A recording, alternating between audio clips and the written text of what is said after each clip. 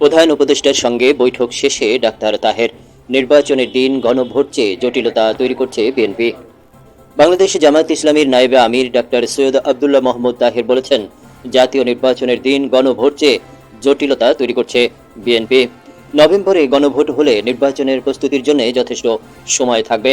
বুধবার সন্ধ্যায় রাষ্ট্রীয় অতিথি ভবন যমুনায় প্রধান উপদেষ্টার সঙ্গে বৈঠকের পর তিনি এসব কথা বলেন।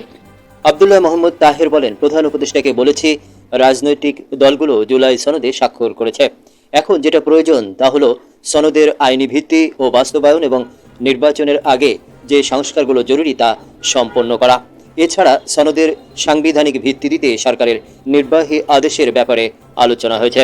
তিনি আরও বলেন, গণভোটে বিএনপি রাজি হলেও নির্বাচনের দিনই তা চেয়ে জটিলতা সৃষ্টি করছে, কারণ মৌলিক বিষয় গণভোট, তার সঙ্গে জাতীয় নির্বাচনের কোনো সম্পর্ক নেই।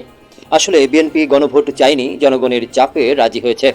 নির্বাচনে লেভেল প্লেয়িং ফিল্ড তৈরির জন্য প্রশাসনে প্রয়োজনীয় রদবদলের আহ্বান জানালে প্রধান উপদেষ্টা আশ্বাস দিয়েছেন বলে জানান জামায়াতের নায়েবে আমির।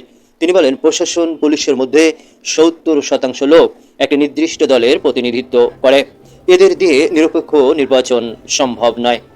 গতকাল মঙ্গলবার ২১ অক্টোবর বিএনপির ৩ সদস্যের প্রতিনিধি দল প্রধান উপদেষ্টার সঙ্গে বৈঠক করেছে।